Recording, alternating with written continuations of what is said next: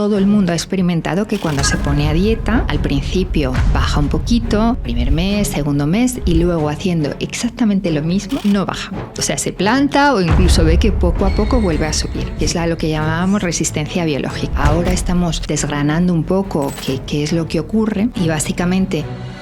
Doctora Laura Bartolomé, endocrinóloga especialista en obesidad, diabetes tipo 2, tiroides y menopausia. Su enfoque científico y personalizado ha transformado la vida de cientos de pacientes. Autora del libro Pierde grasa, gana vida. El ser humano está hecho para almacenar grasa debajo de la piel y cuando esta capacidad se supera, esa grasa empieza a circular y se empieza a almacenar en zonas que no están preparadas para almacenar. Los hombres y las mujeres somos diferentes. Las mujeres almacenan grasa, sobre todo en muslos, glúteos, que no conlleva riesgo cardiovascular. Es como una zona buena para almacenar. ¿Cuál es la zona mala?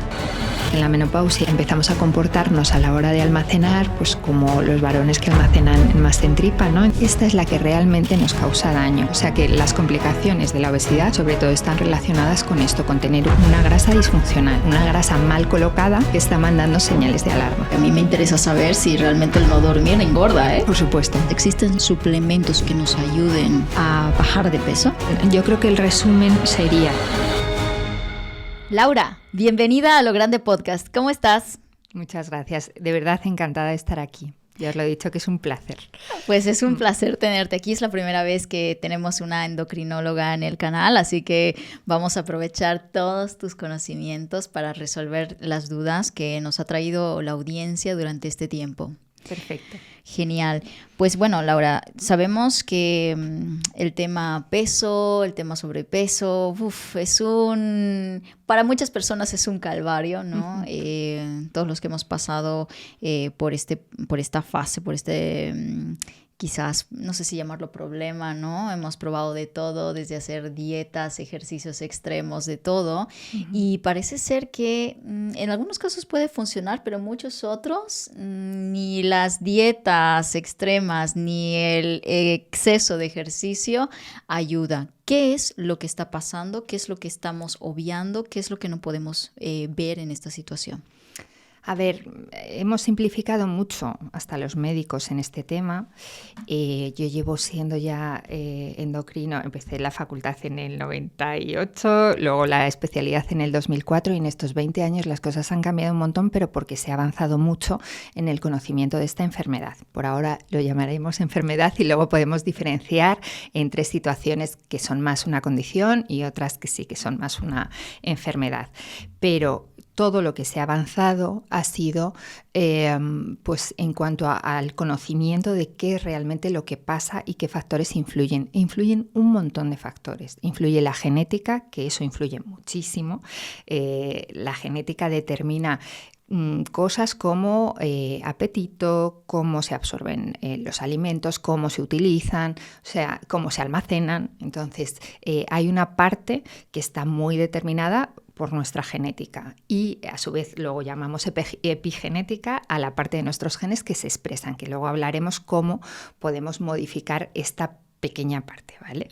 Pero sí que es verdad que no es una sentencia, pero es algo que yo creo que tenemos que tener en cuenta para no juzgar o no pensar que el enfrente tiene un cuerpo que se va a comportar como el mío. Cada uno tenemos unas cartas diferentes en cuanto a nuestro metabolismo y con eso tenemos que tenerlo en cuenta o que jugar a la hora de cuidarnos y de saber cómo mantener nuestra composición corporal. Y luego hay un montón de factores emocionales. La comida al final pues produce dopamina, unas comidas más que otras, y hay veces que se utiliza como alivio emocional. Factores sociales o factores en cuanto a nuestra forma de vida, nuestro trabajo. Hay veces que tenemos horarios que no son nada favorecedores ni para cuidar nuestra dieta ni para cuidar nuestro ejercicio. Hay factores hormonales en la mujer sobre todo, que tenemos ahí unas etapas muy marcadas. En la menopausia siempre sufrimos ahí un pequeño piquito, un pequeño aumento porque nos bajan los estrógenos, que esto hace que empeore nuestro metabolismo. Puede haber enfermedades de base, que también si queréis luego hablamos sobre eso, fármacos que ayuden a aumentar de peso. Entonces es tan complejo que yo creo que la idea principal no es cuestión de profundizar en cada gen, pero sí que dar un poco la idea de que no se puede hablar de esto frivolizando o ni mucho menos pensando que es una cuestión de voluntad o falta de voluntad, ni mucho menos. Es una cuestión muy compleja y cada uno es un mundo, y yo creo que lo principal, mi primer mensaje sería no juzgar al de enfrente ni dar consejos gratuitamente, porque cada uno está en una situación diferente y que para eso estamos los médicos. Exacto. Y para eso también este tipo de conversaciones que nos ayuden a entender la complejidad de lo que es la obesidad, sobre todo, ¿no? ¿Qué porcentaje? Porque me llama mucho la atención que dijiste, ¿no? O sea, hay un porcentaje importante que es la genética, ¿no? Que eso difícilmente se puede cambiar. ¿Qué porcentaje dirías que influye la genética en esto? Pues depende un poco de la literatura, pero actualmente se habla de un 50 o un 60%, depende de nuestra genética. Wow. Luego, lo bonito de la genética es un poco las cartas que heredamos de nuestro padre y nuestra madre.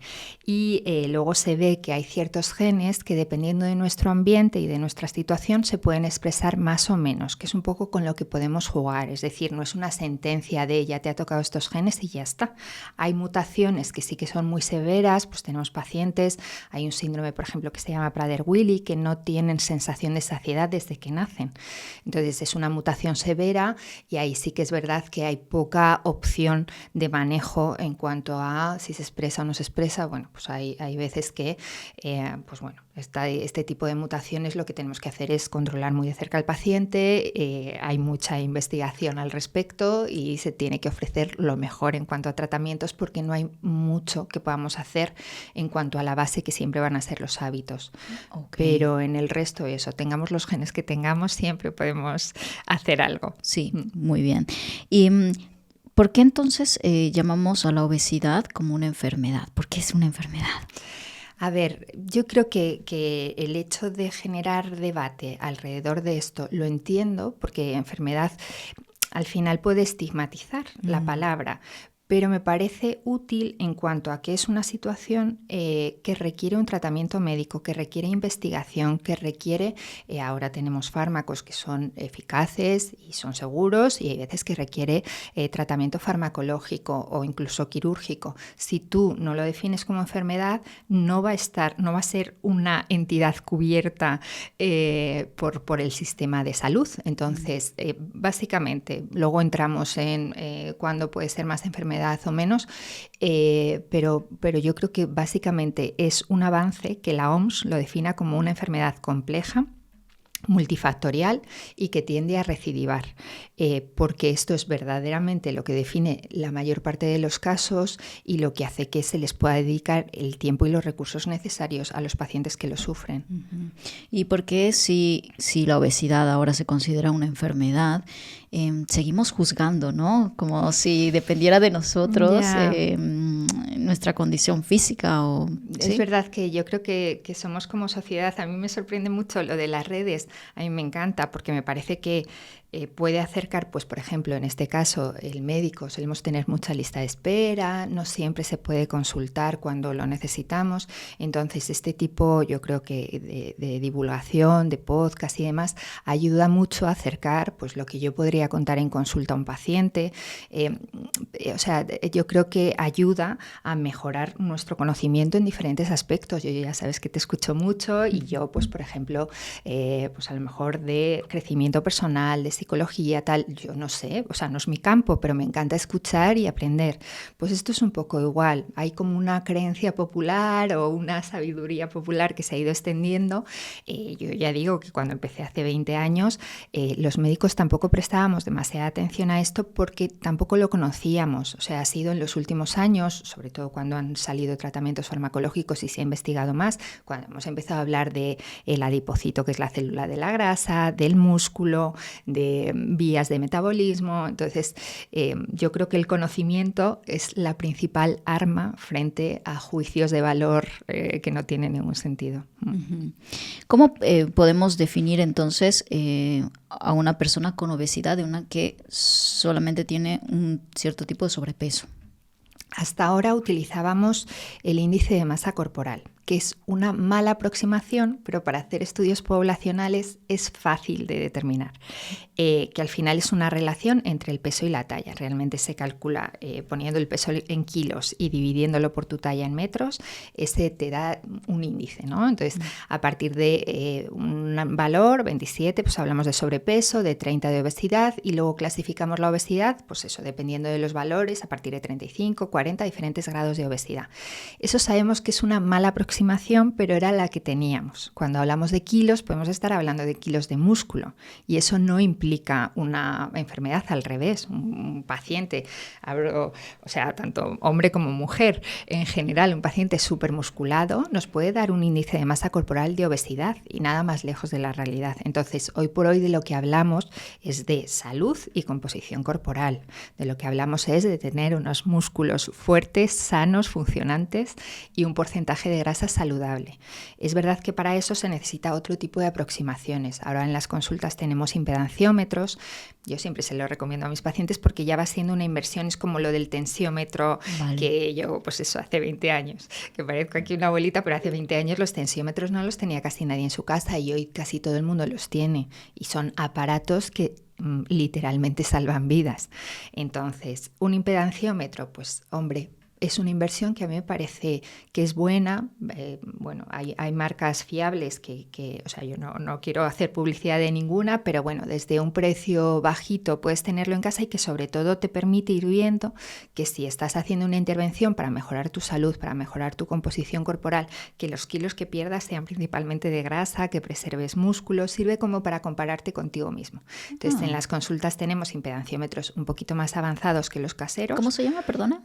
Impedanciómetros o bioimpedancia, vale, la técnica, que es que mide un poco la resistencia que tiene el cuerpo a que pase la corriente por la grasa, por el músculo. Qué interesante, me gusta. Entonces te da un poquito la composición corporal. Si no lo tenemos, no pasa nada. O sea, el perímetro de cintura, por ejemplo, es muy buena aproximación a la grasa, a la grasa visceral. Vale. Realmente lo que nos preocupa a los médicos, el ser humano está hecho para almacenar grasa debajo de la piel, en tejido subcutáneo.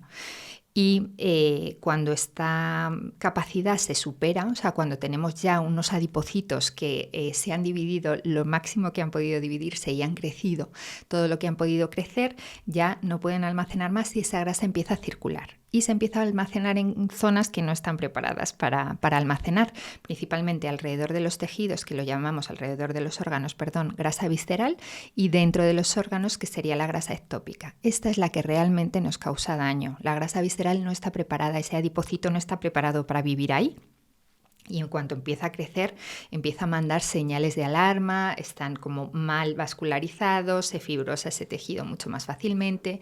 Eso es lo que produce todo lo que hablamos ahora de las citoquinas, la inflamación crónica de bajo grado. O sea que las complicaciones de la obesidad sobre todo están relacionadas con esto, con tener una grasa disfuncional, una grasa mal colocada que está mandando señales de alarma. ¿Cómo nos damos cuenta que tenemos esa grasa disfuncional? O sea, ¿cuáles son esos síntomas típicos que...? A ver, ya digo que una forma de aproximarnos a ella es el perímetro de cintura. De hecho, el perímetro de cintura correlaciona mejor con nuestra salud, con nuestro estado en cuanto a nuestra composición corporal y nuestra salud, que el propio peso. Entonces, un poco el límite para tener de referencia en mujeres sería 88 centímetros, vale, y en varones 102. Vale. Entonces, a partir de ahí ya empieza, esto es como un continuo.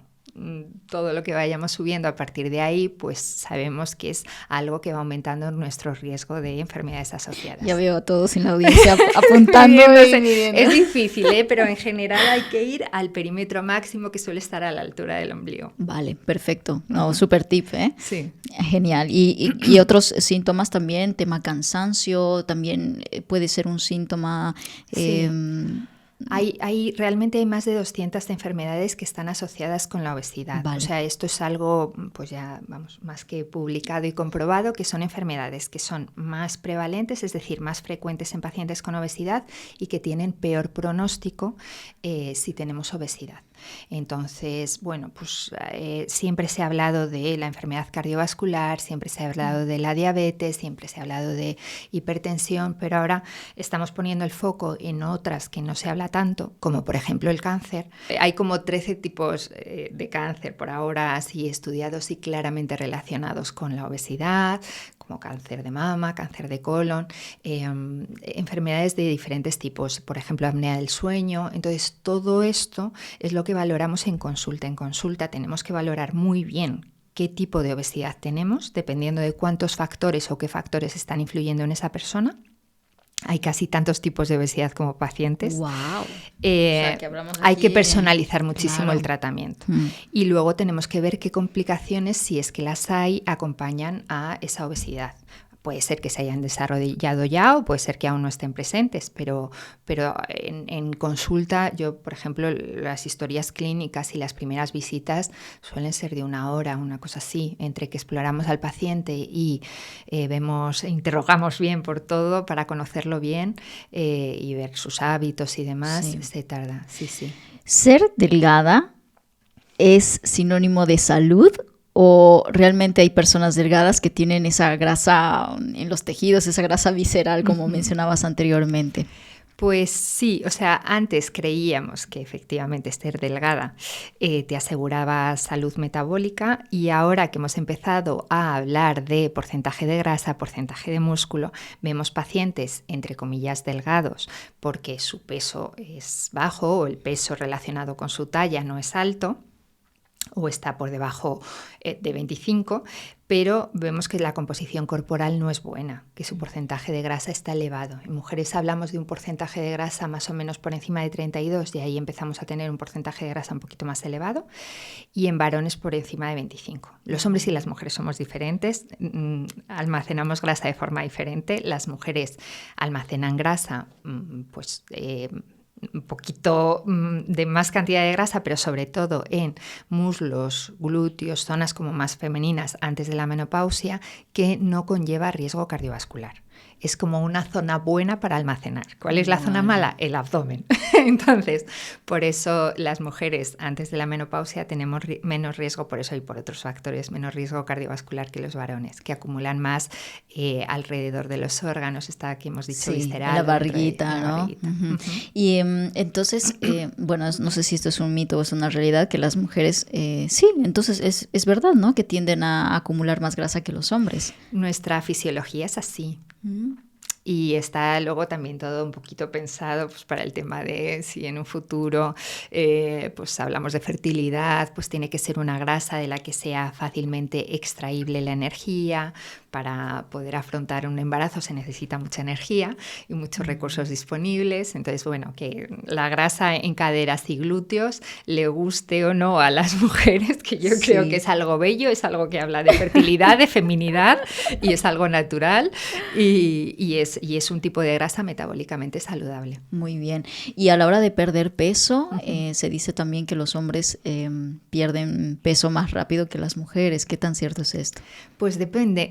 Depende mucho, depende de la edad, ya digo, depende. Yo creo que eso se dice más, pues porque las mujeres, la bajada de estrógenos en la menopausia es como muy llamativa, muy en picado, muy radical, y en los hombres la bajada es muchísimo más paulatina. Entonces yo creo que, supongo que ese tipo de creencia viene un poco por ahí, que a lo mejor nosotras hay un momento de nuestra vida donde se nos pone un poco más difícil la cosa.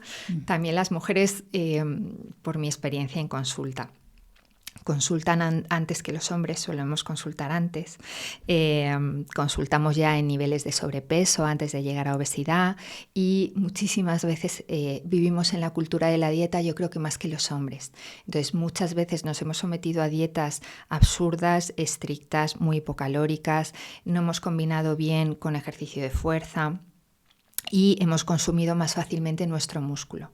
Tenemos menos testosterona que los varones, porcentualmente, entonces también a la hora de hacer músculos fuertes tampoco lo tenemos tan fácil. Entonces, dañar nuestra composición corporal con actos extremos centrados en dieta es, entre comillas, un poquito más frecuente entre mujeres. O sea, no es que sea no tengo tampoco los datos, pero bueno, según mi experiencia en consulta y mi percepción, es que en mujeres, si se ha hecho las cosas, pues eso, de forma muy, muy estricta, muy titánica, y cuidando solo no comer muchas calorías, lo que ocurre es que hemos perdido grasa, músculo, agua, hueso, hemos perdido de todo. Wow. Y luego cuando lo dejamos, que una intervención así ni es saludable ni es sostenible y antes o después hay que dejarla, lo que se recupera es grasa principalmente. Entonces nuestra composición corporal cada vez va empeorando. También puede ocurrir en hombres, no quiero hacer distinciones, pero que bueno, que es un caso como más típico. Mujeres, ¿no? Claro, que se meten a esas dietas estrictas, todo por volver nuevamente o al cuerpo soñado, ¿no? Tener esa cuerpo pauta. Imposible, porque esos cuerpos que anuncian de cintura súper estrecha, pero luego caderas anchas, el pecho más ancho, pues no sé, a lo mejor algunas afortunadas tienen alguna mutación similar, pero en general no son cuerpos reales, ni aquí estamos hablando para nada de belleza, ni de peso ideal. Por supuesto que todas las corrientes de quiérete en tu propio peso, acéptate, por supuesto, o sea, que no podemos estar más de acuerdo los endocrinos. De lo que hablamos cuando hablamos de obesidad es de grasa disfuncional, de grasa que está empeorando nuestra salud, de una composición corporal no saludable. Entonces no tiene nada que ver una cosa con otra. Claro, que eso es importante aclarar, ¿no? Porque luego salen las corrientes del body positive, ¿no? Que me parece que han sido necesarias hasta cierto punto. Claro. Es verdad que los extremos nunca son buenos y irnos a extremos a mí no me gusta, pero que entiendo que después de la estigmatización y del sufrimiento que han padecido muchas personas y de los juicios externos, que digan, oye, hasta aquí hemos llegado, yo soy así, porque es que pues hay gente que está luchando contra esto desde la infancia. Tal cual. Entonces yo entiendo que siempre en una mesa, cuando nos sentamos a comer, todo el mundo se fija en, pues mira, esta persona que tiene sobrepeso y encima toma un refresco y nadie se fija en el delgado constitucional que come lo que le da o casi que le dan la enhorabuena. Ay, pues puedes tomarte 2 tartas. Es como si tuvieras, como si uno tuviera, pues eso, la responsabilidad o no sé, se hubiera currado ser delgado constitucional y el otro la culpa y tal. Entonces yo creo que hemos machacado tanto a una población tan amplia que por eso yo creo que es el origen de que surjan cosas como muy extremas, ¿no? De, mira, pues el peso hay que aceptarlo tal y como es. Sí, pero si te está afectando a tu salud, ya estamos hablando de otra cosa. O sea, claro, ya digo bien. Que grasa subcutánea en caderas y demás, eso no es obesidad, no es problema, no es una grasa inflamada y no estamos hablando de cánones de belleza absurdos. Sí, cuando tú recibes pues gente en tu consulta, ¿no? Tú te das cuenta, bueno, esto es un caso que necesitamos tratar ya, o sea, que no es solamente de tema ejercicios y buena alimentación, sino ya un tema médico. A ver, yo creo que hay que ser muy cuidadoso cuando se afronta un tema así. Hay veces que a mi consulta, yo como endocrino, pues veo otras patologías, veo diabetes, veo patología tiroidea, veo ovario poliquístico. Entonces, si yo veo en la analítica, cuando les hago la exploración, que bueno, la composición corporal, el porcentaje de grasa, la grasa visceral estimada, pues está alta, yo sé que es un factor a tratar. Pero a lo mejor si me viene preguntando por el tiroides, directamente no voy a decirle, no, pues lo que hay que hacer es bajar de peso, porque esto es, yo creo que uno de los principales problemas que han sufrido estos pacientes, que han ido a lo mejor por un dolor de rodilla, por un sangrado menstrual excesivo y lo primero que les dicen, ya es que lo que tienes que bajar de peso. Ya, pero bueno, yo ahora tengo este problema de forma aguda, sé que tengo que bajar de peso. O sea, la gente en general cuando viene a nuestras consultas sabe lo que hace bien, mal, regular. Lo que pasa es que a lo mejor están en el momento de tratarlo o a lo mejor hay que ir poquito a poco y tratando primero a lo mejor el tiroides, luego ir hablando de otras cosas, pero siempre yo creo que hay que pedir permiso, hay que ir con respeto, con cuidado, sobre todo teniendo en cuenta que eso, que han sufrido mucha estigmatización, que estamos saliendo de eso gracias a pues mucho avance científico, mucho estudio, mucho cambio de mentalidad, pero que vamos poquito a poco. Claro, muy bien. Si hablamos acerca de el metabolismo, ¿no? Que es la preocupación también de muchas personas, ¿qué de cierto hay con el concepto de metabolismo lento? ¿Existe lo de tener el metabolismo lento? Sí. Y si esto es verdad que aumenta con los años, ¿no? Sí, efectivamente, desgraciadamente existe el metabolismo lento. Hay un punto cuando estamos haciendo una dieta, por ejemplo, súper estricta, cuando nos estamos focalizando, que si luego queréis profundizamos en esto, en qué aspectos tenemos que tratar cuando tratamos un paciente. Si nos centramos solo en la vía de la dieta, que es que ya ni me gusta llamarla dieta, pero bueno, en los hábitos de alimentación, que solo es una pata, muchísimas veces restringimos demasiado y el cuerpo se queja, ¿vale? Hay un punto que llamamos resistencia biológica. En el libro me gustó mucho profundizar este tema porque... O sea, tienes un libro que hasta ahora no hemos hablado, si nos comentas un poco como... Un libro que se llama Pierde grasa, gana vida. Muy bien. Entonces, en esta resistencia biológica no se había tampoco profundizado demasiado. Todo el mundo ha experimentado que cuando se pone a dieta, al principio baja un poquito, primer mes, segundo mes, y luego haciendo exactamente lo mismo, no baja. O sea, se planta o incluso ve que poco a poco vuelve a subir, que es lo que llamábamos resistencia biológica. Efecto rebote que mencionamos también algunas veces, ¿o no tiene que bueno, ver? Es un poquito diferente. Esto simplemente es que tú sigues haciendo las cosas como las estabas haciendo, pero ya no te da resultado. Entonces, hace tiempo, ya digo, cuando empecé, de lo que hablábamos era de unas hormonas, leptina y grelina, que son importantes en el apetito y la saciedad, que cuando nos ponemos a dieta y bajamos tanto de peso, se activa mucho la del apetito y baja la de la saciedad.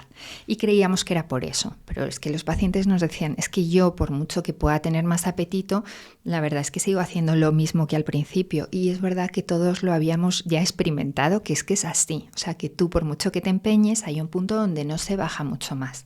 Entonces, esta resistencia biológica, ahora estamos desgranando un poco qué es lo que ocurre.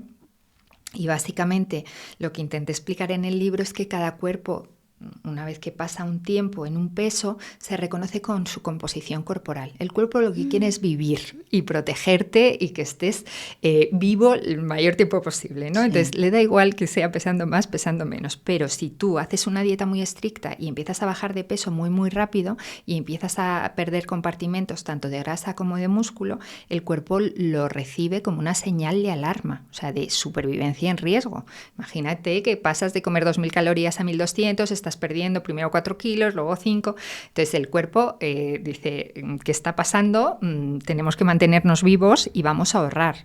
Entonces empieza a ahorrar en el metabolismo basal, en el metabolismo que no le aporta nada. En una situación así, el cuerpo no está para reproducirse. Es muy fácil entrar en amenorrea hipotalámica, en no tener la regla porque estamos ahorrando en estos ciclos y tener ciclos más irregulares.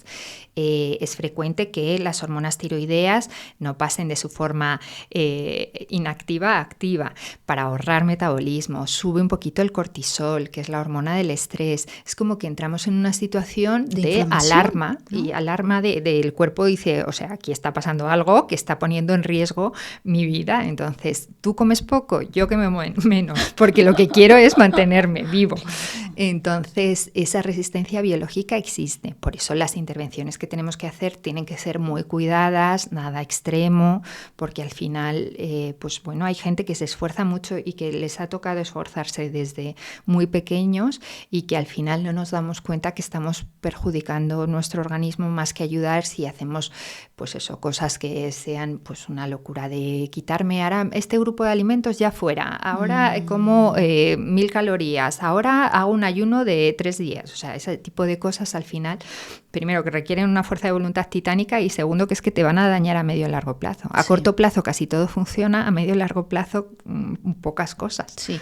¿Qué errores más frecuentes tú has visto en consulta que la gente comete a la hora de hacer dietas? Bueno, ya nos has comentado aquí algunos pocos, pero si nos puedes concretar como unos 5 errores que tú los ves como típicos, ¿sabes? Es que estos lo hacen mal. Vale. Primero, no personalizar, o sea, no buscar ayuda y fiarse de esto le ha funcionado al vecino del quinto y me ha pasado esta hojita y la voy a hacer yo. No ponerse, en esta misma línea, no ponerse en manos de profesionales. Los profesionales, por supuesto, no hablo de endocrinos solo. Los endocrinos, junto con psicólogo, nutricionista, médicos especialistas en prescripción de deporte, médicos o profesionales, es decir, hay un grupo de profesionales que estamos dedicados a ayudar a los pacientes en este camino. Entonces, intentar hacerlo solo, no digo que no se pueda, digo que hay que tener como mucho conocimiento para no acabar perjudicando otras cosas, no hacer un buen estudio pre y post, es decir, si tienes o no ya complicaciones asociadas. No tiene mucho sentido, por ejemplo, estarse tomando pastilla para la tensión, para el colesterol, para el azúcar y ponerte por tu cuenta a tratarte el peso o a hacer una dieta muy estricta sin que nadie te ayude a ajustar esos fármacos. Si bajas de peso, pues vas a necesitar probablemente menos fármaco para la tensión, es decir, que son cosas que no son tan fáciles, o sea que para eso estamos, que para eso estudiamos y para eso estamos a disposición de los pacientes para ayudarles a mejorar en su salud. Entonces creo que he dicho 3. Sí. no combinar con ejercicio. Sí, ya tengo las otras 2. Sí. Sí. Dentro de la base del tratamiento siempre va a ser hábitos, el siguiente escalón fármacos, que si luego quieres hablamos de eso, que ha sido como el boom de estos últimos años, y el último escalón para pacientes determinados que lo necesitan, la cirugía. Entonces, en ese primer escalón, en cuanto a hábitos, hablamos de hábitos en cuanto a dieta, ejercicio y descanso nocturno. Centrarse solo en dieta y no poner el foco también en el ejercicio y en el descanso, no solo el descanso nocturno, sino la gestión del estrés, es otro de los principales errores. Sí, que de eso ahora te voy a preguntar, porque a mí me interesa saber si realmente el no dormir engorda, ¿eh? Por supuesto. Wow. Sí. Ahora lo es vamos que a ver, el no claro. dormir, o sea, dentro de los hábitos de vida, me parece que la base es el descanso y la gestión del estrés, porque si no difícilmente vas a poder ni hacer ejercicio, que vas a estar cansado. Hay muchísimas veces que me llegan a consulta porque los pacientes sospechan que tienen patología tiroidea, porque me dicen es que estoy muy cansado, hinchado y demás, y luego les haces la historia clínica y que es que no duermen, o sea, lo que les pasa es que llevan meses durmiendo fatal, pues hombre, normal que estés cansado. Entonces, es un poco que si empezamos por la dieta, por el ejercicio, sin preocuparnos de la gestión del estrés o del descanso nocturno, siempre estaremos empezando la casa un poco por el tejado, como decía la canción. Muy bien, muy bien. Por eso es importante tocar todas estas ramas. Si volvemos al tema dietas, bueno, que tú dices, a mí no me gusta el concepto de dietas, pero bueno, vamos a introducirnos por ahí. ¿Cómo sería como un plan de alimentación ideal, no sé si llamarlo ideal, pero correcta para todos y evitar caer en estos extremos?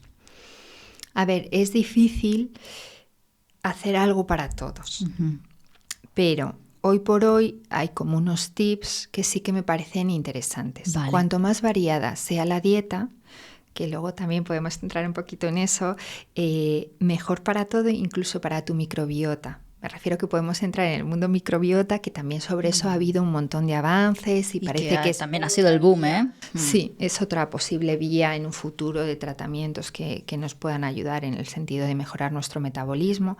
Entonces, yo lo que aconsejaría es que todos estamos de acuerdo en que los ultraprocesados, los azúcares de rápida absorción son alimentos a evitar, pero que dentro de que sean alimentos que no deban de estar en nuestra dieta habitual, algo tomado puntualmente tampoco es nada que nos vaya a matar. Es decir, creo que es tan perjudicial tener como una sensación de culpabilidad y de horror si un día te has tomado de postre una tarta, como tener que tomar todos los días una tarta de postre. Entonces, creo que un tip general, uno sería la alimentación lo más variada posible para, entre otras cosas, cuidar nuestra microbiota. Otra sería que los alimentos no tienen un poder ético ni están en extremos. Las cosas en general yo las suelo ver grises y tiendo a evitar blanco y negro. Entonces, esto de, pues eso, todos los días, necesitar alimentos hiperazucarados, con grasas trans y demás como parte de nuestro hábito, desde luego no es lo ideal, pero poder comer algo puntualmente sin sentirte fatal, me parece una relación fluida y saludable. ¿Qué es comer algo puntualmente? ¿Una vez a la semana? Sí, depende, pues eso, pues que sales un día a comer a un restaurante, pues oye, y en el restaurante es típica la tarta de queso. Hombre, no decir, no, yo es que no puedo comer, o los que comen y luego lo sienten como si hubieran hecho un atracón o una transgresión. Yo creo que la relación con la comida, vamos a estar toda nuestra vida relacionándonos con el momento de la comida y debe ser un momento relajado, saludable, fluido.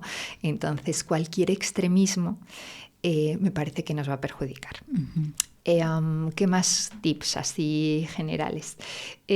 Antes los endocrinos hablábamos mucho de comer 5 veces al día, porque en principio creíamos que pues hacer una media mañana o una merienda hacía que luego en la comida siguiente no comieras ni tan rápido ni con tanta ansiedad, y eso en algunos casos puede servir, pero lo que hemos visto últimamente es que tampoco había tanta evidencia científica y que no para todo el mundo funciona y que ni mucho menos es necesario. Entonces, cuando doy así, pues en entrevistas o en el libro recomendaciones generales, siempre me dicen, pues recomiendas cenar pronto, pero es que yo no puedo cenar pronto porque trabajo esta tarde. Para eso están las consultas, y en consultas vemos, o sea, cuando el paciente llega a nuestra consulta, pues vemos cómo hacerlo con él o cómo adaptar, pero en general, pues a lo mejor hacer 3 comidas al día, cenando prontito, dejando nuestro tubo digestivo un poquito de descanso nocturno de 12 a 14 horas, eso siempre va a ser saludable. Eso no es algo que estemos hablando de una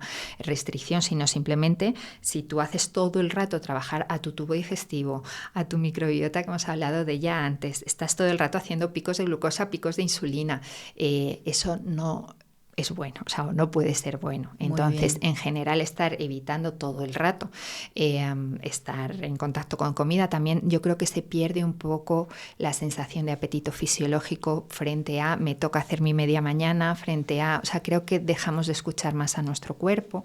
Entonces, yo creo que a priori, pues eso, una cena un poquito más europea a las 8, 8:30 de la tarde me parece que es buena opción, y empezar a desayunar pues ya a partir, para obviamente los que puedan, 8:30, 9, pues ya bueno, hemos dejado un reposo, un descanso nocturno suficiente, y luego pues si en algunas personas la comida no la pueden hacer prontito y pasan muchas horas, hacer una media mañana tampoco pasa nada. Quizás ahí pues yo metería pues a lo mejor se suele tender a tomar fruta, que tampoco pasa nada, pero eso, una fruta pues bueno, al final es un pico de fructosa que sube y baja, tampoco nos aporta demasiado, aporta algo de fibra pero no mucho. Entonces a lo mejor ahí pues metería más unos frutos secos, un yogur, un kéfir, una cosa así, que fuera más planito, porque uno de nuestros estímulos para el apetito también es que sube y baja el azúcar.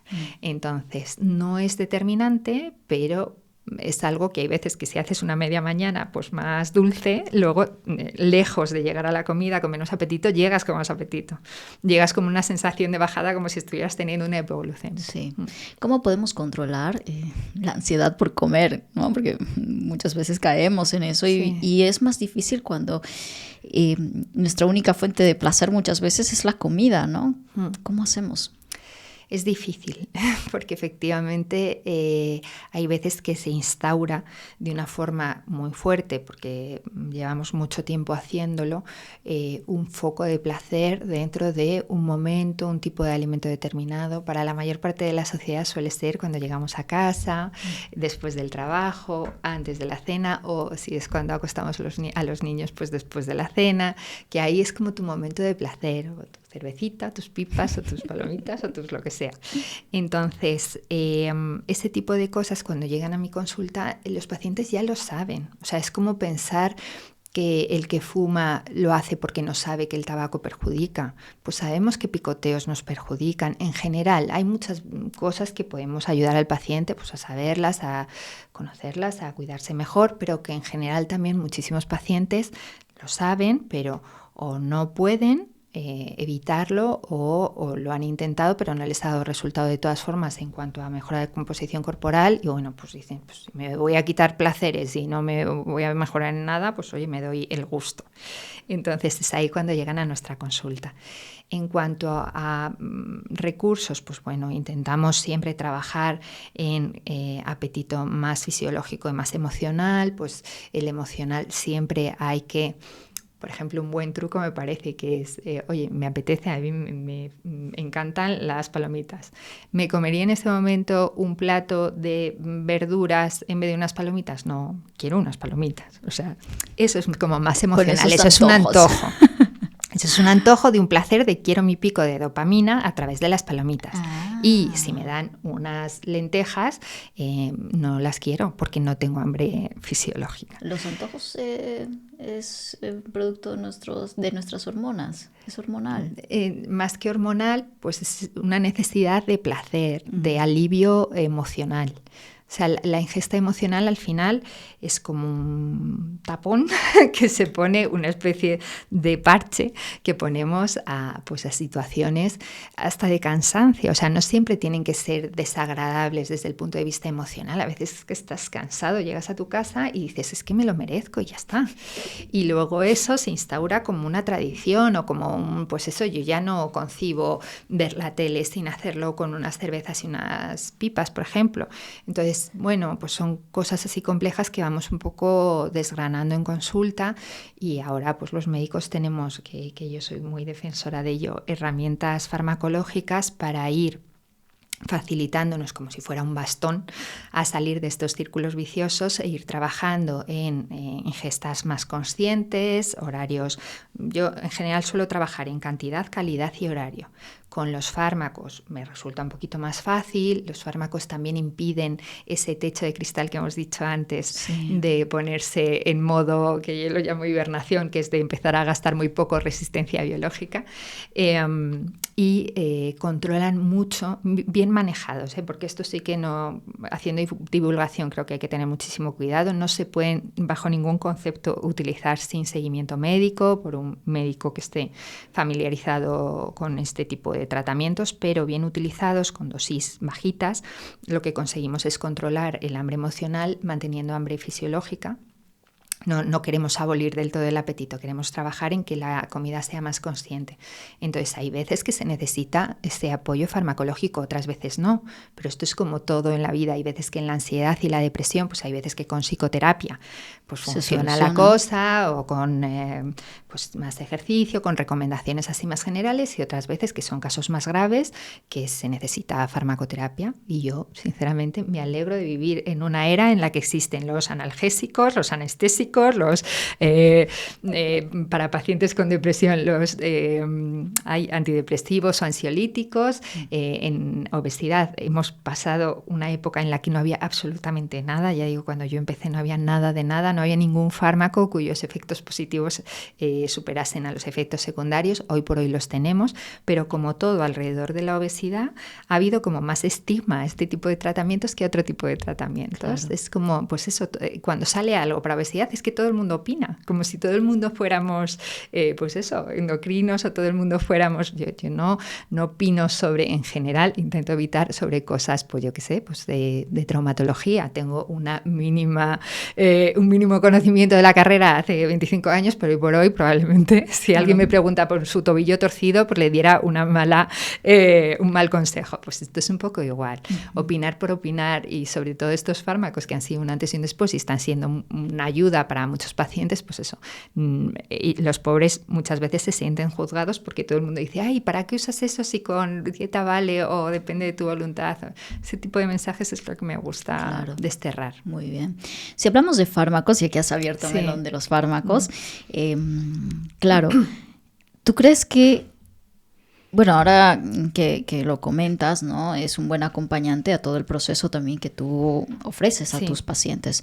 Sin embargo, mucho se ha dicho, ¿no? Que los fármacos simplemente son solo un parche y no una solución definitiva a temas de sobrepeso. ¿Cómo lo ves tú? ¿Realmente puede ser un parche? ¿Realmente solo con fármacos no, sino hay muchas más cosas que ver? ¿Cómo lo ves? Creo que utilizar el fármaco sin hablar de la base, sin trabajar en la base de recomendaciones de dieta, ejercicio, sueño y demás, es un auténtico error. Toda herramienta bien utilizada, pues oye, nos puede ayudar. Una herramienta mal utilizada nos puede hacer mucho daño. Y con estos fármacos yo creo que está pasando esto y que por eso hay veces que se habla bien, mal o regular de ellos. Pues porque bueno, que son fármacos, o sea, que no se pueden utilizar como si fuera una gominola. Entonces, a mí me parece que son como buenos bastones. Yo siempre se lo explico así a los pacientes para salir de círculos viciosos. Podemos caminar de una forma más rápida y más segura con ellos y luego tendemos a quitarlos para ver si el paciente puede mantener inercia y caminar solo. Es un poco mi idea con los fármacos. Muy bien, vale, o sea que son temporales. La mayor parte de las veces, como decía, cada paciente es un mundo, entonces depende un poco de las causas. Si los factores genéticos son muy, muy importantes, arraigados, pacientes que tienen obesidad desde la infancia con rama materna o paterna con obesidad, es decir, ahí hay un factor genético muy, muy importante. O si tienen una obesidad muy severa o de muchos años de evolución o muchas comorbilidades, entre ellas la diabetes, pues ahí intentamos, bueno, a lo mejor se pueden hacer descansos terapéuticos, pero lo más probable es que sean más a largo plazo. Otras situaciones que son más condiciones más que enfermedad, como decíamos antes, pues por ejemplo, un aumento de peso muy marcado en situación de menopausia o de una situación familiar o personal difícil, que de repente coges 20 kilos o a mí me pasó cuando me mudé de país, que de repente es una dieta completamente diferente, o sea, para mí era una locura en cuanto a horarios, comidas, todo mal, ¿no? Entonces, puedes coger 10, 15, 20 kilos sin que sea una enfermedad, pues en una condición, de hecho, cuanto antes se aborde, pues menos se instauran ahí esos adipocitos resistentes. Y en esas situaciones, pues hay veces que puede ser una ayuda para salir de la situación y que luego ya digo que el paciente camine solo. Mi experiencia con la inercia que se mantiene es bastante buena. Depende mucho de lo que hayas trabajado con el paciente en cambio de hábitos y lo que haya llegado a cambiar. Y cuánto se haya modificado y cómo su composición corporal. Si hemos conseguido que baje grasa, pero que mantenga o incluso aumente músculo, que eso ya es de nota, eso es muchísimo más sostenible. Si han bajado de todo un poco, pues ahí ya eso es un batiburrillo que, claro, que no es sostenible y que en general no les va a ir del todo bien. Pero yo mi experiencia te puedo decir que es bastante buena. Los estudios te dicen que si lo suspendes y dejas de ver a los pacientes durante un año, es decir, pacientes que no hay ningún tipo de intervención, poco a poco se puede ir volviendo a ganar y las cifras hablan de la mitad de lo que habías perdido, pero ahí están metidos esos pacientes que con un componente genético muy importante, están metidos en pacientes con una obesidad más severa, ya digo que depende del paciente, tiene un pronóstico otro, tiene una duración u otra, es personalizar. O sea, la palabra yo creo clave es que hay que personalizar. Muy bien. Si yo quisiera bajar, no sé, bueno, no yo, porque creo que yo estoy ya en mi peso. Tienes que bajar nada. Pero nos vamos a imaginar, ¿vale? Sí. Que quiero bajar de 5 kilos a, no sé, una persona cualquiera que quiere bajar de 5 a 10 kilos, por ejemplo, que no está conforme con su peso. Sí. Yo no, ojo. Aclaración. Unos cuantos quizás, pero tanto no. ¿Sería como un error ir directamente a los fármacos? ¿Sería una locura si estamos hablando de 5 a 10 kilos? A mí me parece que, sobre todo, eso probablemente no tenga indicación médica, por lo que no va a tener seguimiento médico, y me parece un gran error utilizar estos fármacos sin un ajuste muy, muy fino de la dosis. Si tú te pasas de quitar apetito, lo que vas a tener es sensación de estar revuelto, nauseoso, incluso vómitos, o sea, mucho efecto gastrointestinal, y hay gente que aprovecha esa situación para decir, pues no como, o me salto comidas, o quito no sé cuántos grupos de alimentos, hacen déficits nutricionales, por supuesto que así es como se pierde músculo, que ahora si quieres hablamos de la pérdida de músculo. Me encanta eso porque ya lo has traído muchas veces, pero quiero profundizar. Sí, y obviamente pues a corto plazo, ya digo, a corto plazo todo funciona, hasta la dieta del arce o la dieta del zodiaco, o sea, esa, no sé si existe o no, pero existen todas las dietas más absurdas que tú puedas imaginar, o la dieta del grupo sanguíneo, todo a corto plazo en general funciona en un mes, me refiero, a medio y largo plazo casi nada, y muchas veces te trae consecuencias graves desde el punto de vista metabólico. Claro. Entonces, por favor, que nadie use así estos fármacos, que es un auténtico error. Entonces, en cuanto a lo del músculo que te decía... Sí, antes de pasar al tema músculos, claro, ahora es el Estemón y el Ozempic, ¿no? Que, bueno, ya le vamos a poner nombre porque todo el mundo lo habla, ¿no? A ver, ¿qué tan milagroso es el Ozempic? Fuera de todo el tema que mencionas, ¿no? Todas las aclaraciones importantes que hay que personalizar y demás, o sea, ¿realmente es tan efectivo como dicen? No es para todo el mundo, o sea, o pueden ser más duros los efectos secundarios que los resultados temporales que puedas tener. ¿Cómo lo ves? A ver, el Ozempic, me gusta que me hagas esta pregunta, porque el Ozempic es una marca comercial de un principio activo que se llama semaglutide. Entonces, cuando la indicación es para diabetes con obesidad, se puede poner Ozempic, se llama Ozempic, y cuando la indicación es solo sobrepeso con complicaciones o obesidad, se llama de otra manera, que es Wegovy. Esto es un tema administrativo súper importante, porque no se puede prescribir desde el punto de vista ético, bajo ningún concepto, Ozempic a un paciente que no tiene diabetes porque lo estamos desabasteciendo. Ahora mismo no se encuentra en farmacias y ya digo, desde el punto de vista administrativo, el Ozempic está cubierto por el Sistema Nacional de Salud para pacientes con diabetes, pero no se lo puedes prescribir porque no lo pueden encontrar. Entonces, eso creo que es un problemón. Se ha popularizado, pues porque se ha popularizado en redes, porque el primer nombre que salió así fue este del Ozempic, aunque ya teníamos otro con indicación de obesidad, que es una molécula que era diaria. Bueno, digo era porque ya casi no lo usamos, pero sigue estando en el mercado, que es el liraglutide y el nombre comercial Saxenda. Ahora ya casi no se usa más el Wegovy, que es semanal, es un poquito más potente y con menos efectos secundarios, entonces se usa más. Y lo último que ha salido es otro principio activo que se llama tirzepatide y el nombre comercial Mounjaro. Todos son análogos de hormonas que ya tenemos en el cuerpo. O sea, nosotros cuando comemos producimos estas hormonas que se llaman incretinas.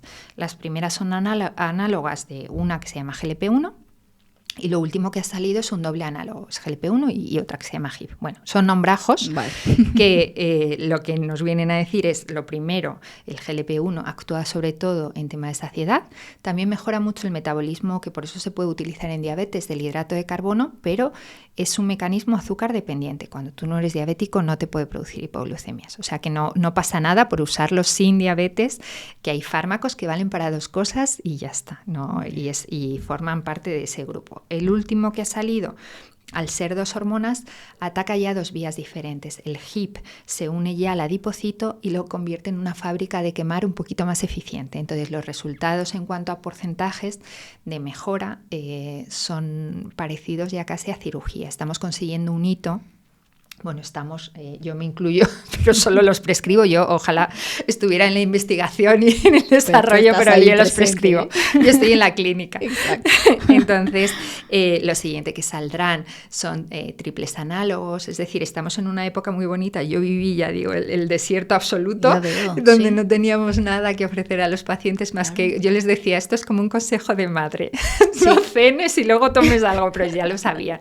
Entonces, por primera vez, pues eso, estamos ofreciendo cosas que les pueden ayudar más, tenemos herramientas que les pueden ayudar más, que ya era hora, porque hay herramientas para otras muchas cosas que ya digo que no se juzgan en absoluto y me parece que esto es un avance que está ayudando a muchísimas personas. Y no me acuerdo ya de la última pregunta. Sí, no, que para quienes es recomendable, bueno, ya lo has mencionado, y qué efectos secundarios podría tener su uso, ¿no? Mal utilizado, ya digo, que bueno, pues la gente podría hacer locuras de saltarse comidas, que no es la idea. La idea es utilizarlo a la dosis mínima eficaz que haga que podamos trabajar en la base, que es recomendaciones nutricionales, ejercicio, descanso, y que este trabajo sea más fácil y más eficiente y que se consigan mejores resultados, y en la mayor parte de los casos, cuando se pueda, con la vista puesta a cuando se suspenda vamos a caminar solos. Vale. Entonces el ajuste es verdad que tiene que ser muy fino. Entonces estos bolis, pues en el prospecto pone un ajuste determinado, cómo ir subiendo, pero a mí me gusta personalizar mucho y me suelo quedar con dosis más bajitas que las que indica el prospecto. Muy bien. ¿En qué momento tú decides que ya medicación no Ahora sí vamos a un tema de cirugía, ¿no? El balón gástrico que es últimamente tan conocido, ¿no? Sí. ¿Cómo se decide eso? Hombre, balón gástrico ya no ponemos mucho, la verdad. Sí. Ya si acaso sería cirugía pues de bypass, una cirugía que reduzca el estómago o que una la parte final del estómago con una parte más avanzada del intestino, es decir, que te saltes un tramo o ambas cosas a la vez, ¿no?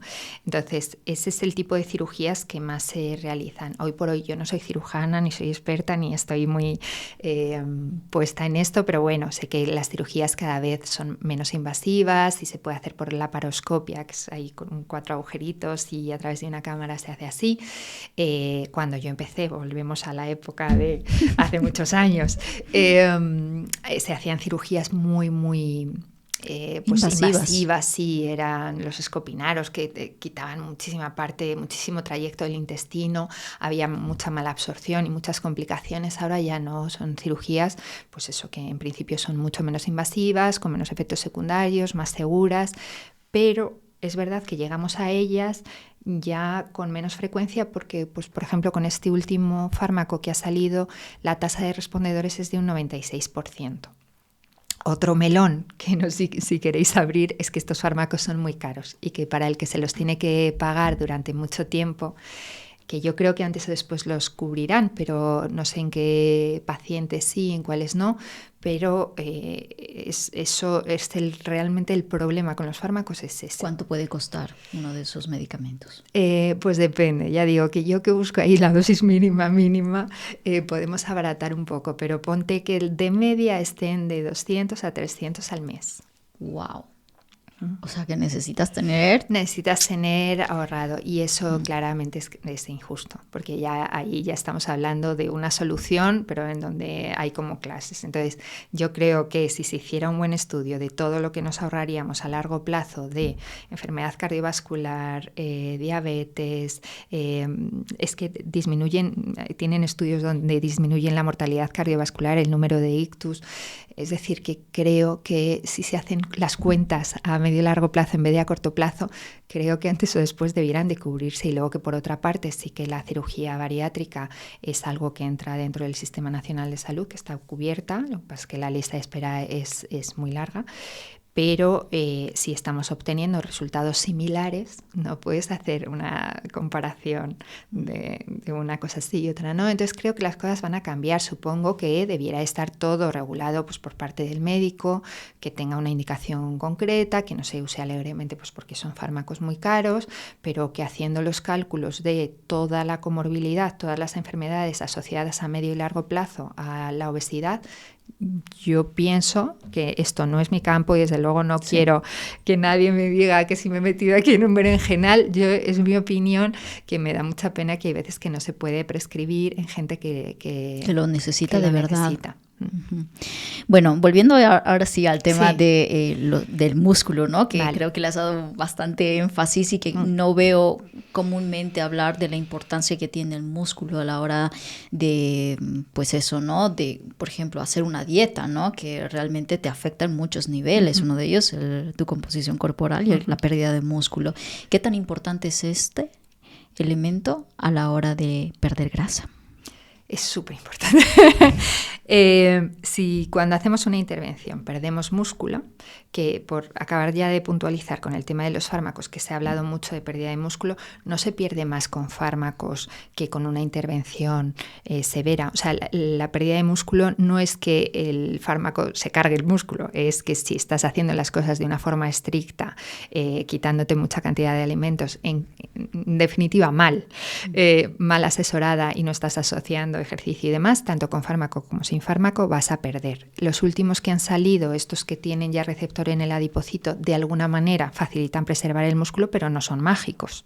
Vale. O sea, que si tú no te lo curras y haces las cosas fatal y haces restricciones que no tocan, pues vas a perder músculo. Entonces ya digo que no, la cuestión no es si se usa o no se usa fármaco, sino si la intervención es adecuada o no. Entonces, ya dicho esto, cuando tú pierdes músculo en una intervención y luego la dejas y ganas grasa y tu composición corporal va empeorando, yo veo muchas composiciones corporales, para que te hagas una idea, de Pues, por ejemplo, 50% de grasa, 19% de músculo. Esas personas, aunque no sea un peso exagerado, estamos hablando a lo mejor de 70 kilos, pero es una composición corporal que es que la grasa prácticamente no quema y el músculo es lo que hace que quememos. O sea, nuestro gasto energético basal depende mucho de nuestra masa muscular. Entonces, quemamos hasta cuando dormimos, ¿no? Entonces, si estamos en este tipo de composición corporal, por poco que comas, es que casi todo lo almacenas, porque es ahí donde hablamos del metabolismo lento, de personas más ahorradoras. Entonces, hay que hacer intervenciones donde no se pierda músculo, donde se mime el músculo. Si se puede ganar incluso, que es difícil ganar músculo si no estás en superávit calórico, pero bueno, que eso es ya un poco más complicado, pero que si nos lo curramos mucho y al menos mantenemos o aumentamos un poquito, esa es la garantía de éxito de que cuando quites los bastones, la ayuda o dejen de verme, aunque no hayan utilizado fármacos o lo que sea más sostenible. O sea, que se enganchen al ejercicio, para mí es un poco la garantía de éxito. Ok. ¿Qué tipo de ejercicios o hábitos nos ayudan a ganar más músculo? A ver, en esto yo no soy, ya digo que yo me rodeo de un grupo de profesionales que cada uno estamos enfocados más a un campo. Entonces, los profesionales del ejercicio pues son profesionales con otro tipo de formación. Nosotros podemos hacer todos los cursos del mundo, pero tenemos una formación diferente. A mí me gusta mucho Javier Butragueño, y Boticaria García. Creo que hacen una labor de divulgación sobre el ejercicio bastante buena. Y luego yo todo el rato sí que estoy cogiendo recursos gratuitos para los pacientes, ¿no? Entonces, a lo mejor hay pacientes que me dicen, mira, esta persona en Instagram cuelga vídeos que están bastante bien y demás. O me voy haciendo así como un listado, ¿no? De recursos gratuitos, pues tenemos nosotros mismos, vamos haciendo vídeos y demás. Es verdad que cuando el paciente no tiene ninguna complicación importante, se puede prescribir, está sano en general, se puede prescribir ejercicio de forma general, pues bueno, pues para que vayan empezando. A mí me gusta el ejercicio que siempre haya algo de recursos en la casa de cada uno, porque así haga bueno, haga malo, te pille más cerca o más lejos del gimnasio, siempre tienes el recurso de hacerlo. Muy bien. Y luego, cuando hay ya más complicaciones, lesiones, se nos van juntando temas de edad y demás, hombre, tiene que estar guiado. Por muchos vídeos que yo les dé, siempre les digo que tiene que haber un profesional que les guíe. Hay situaciones, de hecho, pues más problemáticas, pues yo qué sé, pacientes que han tenido cirugías o que tienen fibromialgia o que han tenido lesiones y tal, tiene que estar, pues a su vez, controlado por el especialista en este campo, pues, fisioterapeuta o el rehabilitador o el médico del deporte. Es cierto que el ejercicio aeróbico, ¿no? Es más bien este ejercicio que nos impide ganar más músculo. ¿Es verdad o no? ¿Es un mito? Ver, yo creo que ambos son importantes. El aeróbico, yo les digo a los pacientes, con el aeróbico quemas y con el de fuerza mejoras tu composición corporal. Entonces, ambos son importantes. Si tenemos que poner el orden, pues hombre, sobre todo haciendo una intervención de bajar la ingesta, de hacer un balance negativo, creo que hay que poner un foco de al menos 3 días a la semana de fuerza para no perder músculo. Y luego, pues a lo mejor un par de días con aeróbico. O se pueden combinar, se puede calentar, hacer fuerza y terminar con aeróbico. Ese aeróbico, pues, si tenemos poco tiempo, puede ser ya el que llamamos HIIT, de más intensidad, que en menos tiempo pues puedes conseguir adaptaciones. Yo les digo que la parte aeróbica, aparte de quemar, es importante a nivel de la salud cardiovascular, de que nuestro corazón funcione bien. Entonces, bueno, pues una combinación yo creo que es la clave del éxito. Y luego, pues para el equilibrio y relajarse, el yoga, el tai chi, hay un montón de ejercicios que todo lo que se pueda combinar me parecen muy prácticos y muy útiles, sí. Muy bien. Ya para cerrar el tema alimentación, has traído o has hablado hace un momento atrás acerca de la microbiota, sí. Bueno, ¿no? Y cómo los probióticos y prebióticos, que ahora está tan de moda, sí. Pueden ayudarnos para temas de regulación de nuestra grasa corporal. ¿Es así? ¿Y qué no te voy a decir como suplementación, pero más bien alimentos diarios que podemos consumir en el día a día nos ayudan a mantener nuestra microbiota pues bien en buen funcionamiento? A ver, creo que como probiótico aún no hemos llegado a este punto. Vale. O sea, no hay un probiótico que tenga un estudio que tú digas, tú tomas esto y pierdes de una forma significativa. Hay algún estudio de pocas semanas, pocos pacientes que parece que puede ayudar algo, pero no hay nada contundente. Ojalá fuera tan fácil. El tema es que para cambiar de una forma significativa y sostenible nuestra microbiota, de lo que más depende es de nuestros hábitos. Es todo un poco... un círculo vicioso, ¿no? Una alimentación cuanto más variada sea, más saludable, más rica en fibras, frutas, verduras, legumbres, alimentos, pues por ejemplo los encurtidos, el kéfir, pues alimentos un poquito más prebióticos que alimenten a nuestras bacterias, pues oye, mejor. Y ya dentro de esto, pues intentar eso, no tomar mucho azúcar, no mucho ultraprocesado, no quitarte mucho grupo de alimento, porque hay muchas personas que lo primero que se quitan son los hidratos de carbono. Hombre, pues un hidrato de carbono de absorción lenta quizás sea interesante para la microbiota. Es decir, no hacer cosas como muy, muy extremas, porque luego eso empobrece nuestra microbiota. Y cuando volvemos a meter los alimentos, ya no se toleran tan bien. Es decir, hay personas que se quitan un montón de cosas porque dicen, ay, pues que es que no lo tolero, o me han hecho un test de intolerancia o lo que sea, que ya no voy a entrar en eso, pero luego cuando lo quieren volver a reintroducir dicen, pues es que ahora me sienta fatal. Hombre, pues es que hay muchas poblaciones de microbiota, de bacterias, que probablemente han desaparecido o se han disminuido mucho, entonces las digestiones pueden ser más pesadas, se entra un poco en un círculo vicioso del que es difícil salir. Entonces, más que creo que los probióticos son interesantes en determinadas circunstancias, pues a lo mejor en personas que toman antibiótico o en otro tipo de situaciones, una diarrea tras un periodo de antibióticos prolongado, pues está indicado, hasta en el hospital tenemos. Claro. Pero de ahí a que haya algo tan fácil como que tú te tomes una bacteria que mejore el metabolismo y que ya solo por tomarla pueble tu intestino y se quede ahí viviendo toda feliz, eso por ahora no. Lastimosamente no.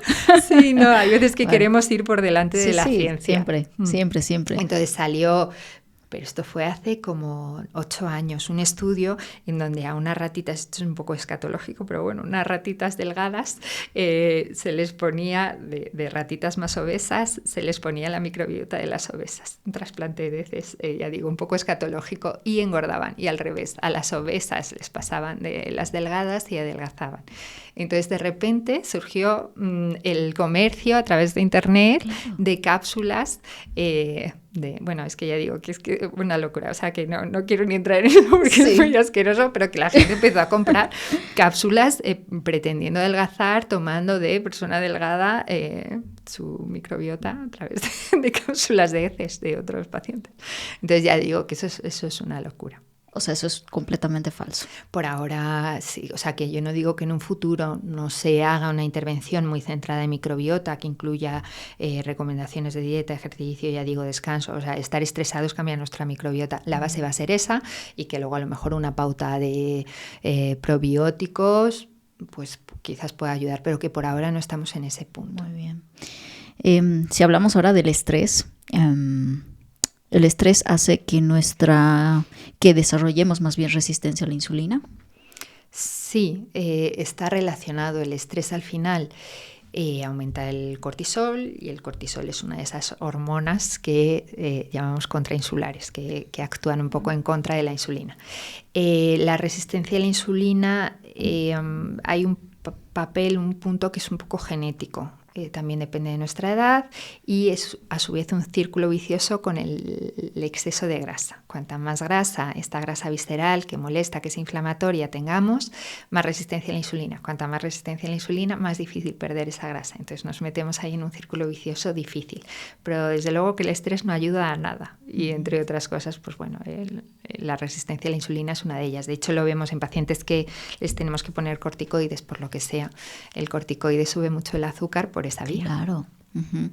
Y bueno, entonces la resistencia a la insulina es un indicador también de la obesidad, ¿no?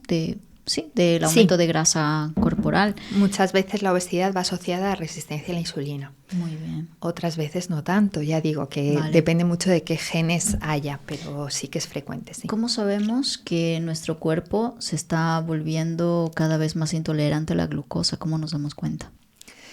En cuanto a síntomas, Uh-huh. En cuanto a síntomas, los picos que se hacen son más pronunciados. Cuando ocurre una resistencia a la insulina, lo que está pasando es que la insulina no funciona bien. Como la insulina no funciona bien, el cuerpo lo que no... Que la insulina es una hormona, ¿no? Sí, perdona, una hormona que proviene del páncreas que ayuda a metabolizar el azúcar, que lo mete de la sangre a las células y disminuye el azúcar en sangre, ¿no? Hace como comer a las células. Entonces, si nuestra insulina no funciona bien, lo que el cuerpo no tiene por, entre comillas, calidad, lo va a obtener por cantidad y va a empezar a aumentar la insulina poco a poco. Entonces, hay diferentes tipos de diabetes, pero hay unas diabetes donde el problema es que no hay insulina, y este otro tipo de diabetes de la que estamos hablando ahora, de la resistencia a la insulina, que sería más la tipo 2, hay insulina, y de hecho hay insulina de sobra, lo único es que no funciona bien. Entonces, cuando hacemos una ingesta más rica en glucosa, el pico que se hace es mayor y la bajada también bastante más marcada. Entonces, pues por eso, en principio, si me preguntas por signos, te diría que me resulta más fácil. Los signos de una insulina muy, muy elevada suelen ser acantosis, que es como una coloración oscura aquí en la piel, detrás del cuello, que es como una piel un poquito más gruesa y aterciopelada, y en axilas e ingles. Eso se llama acantosis, y eso sería un signo propio de resistencia a la insulina o, en casos más severos, de diabetes tipo 2. Vale.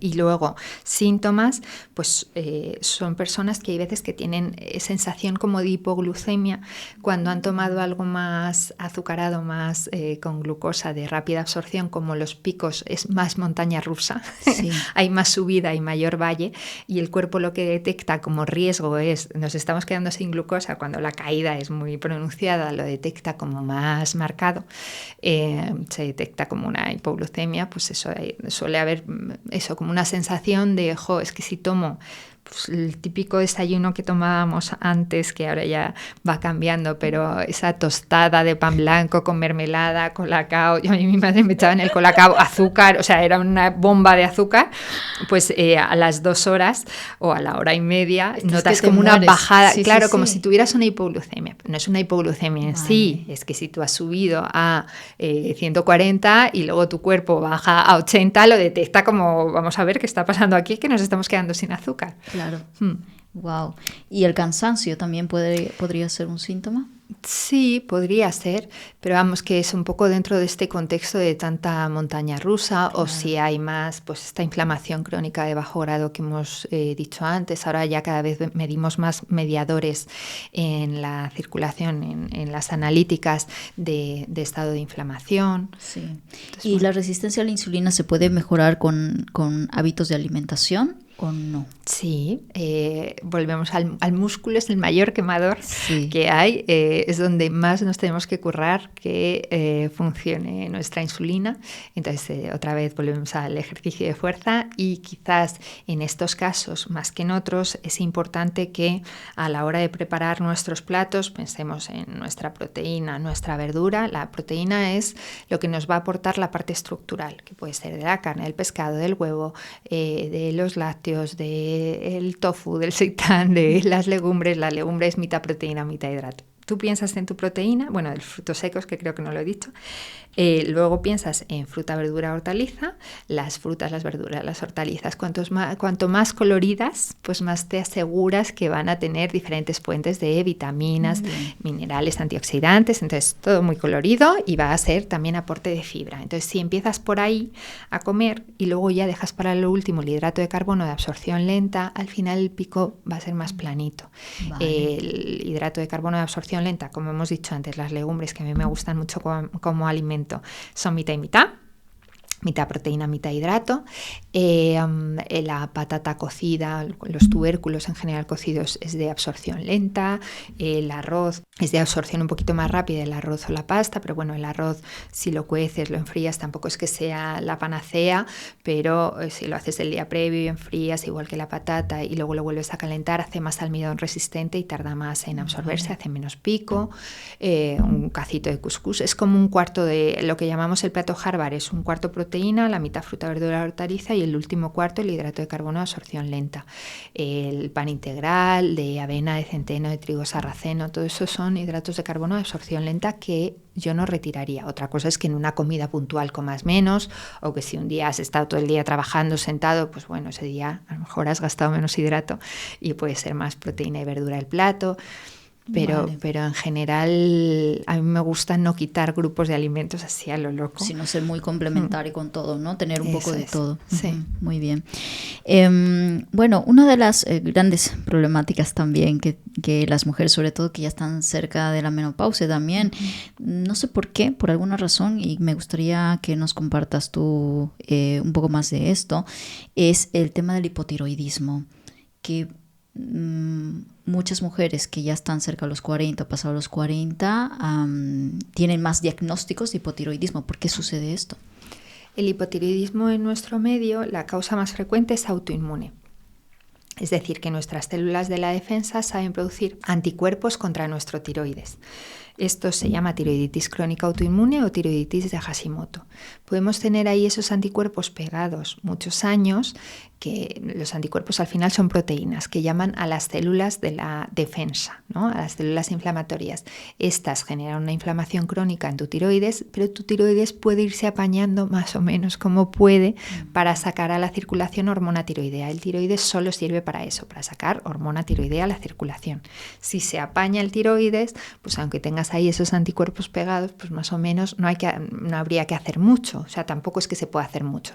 Si estás en una época muy buena, muy zen, poco estrés físico o psicológico, por resumir, pues hay veces que los anticuerpos están un poquito más bajitos. En otras situaciones, pasando una infección, una situación de estrés importante, un estilo de vida que no sea el más adecuado, pues puedes tener unos anticuerpos un poquito más altos.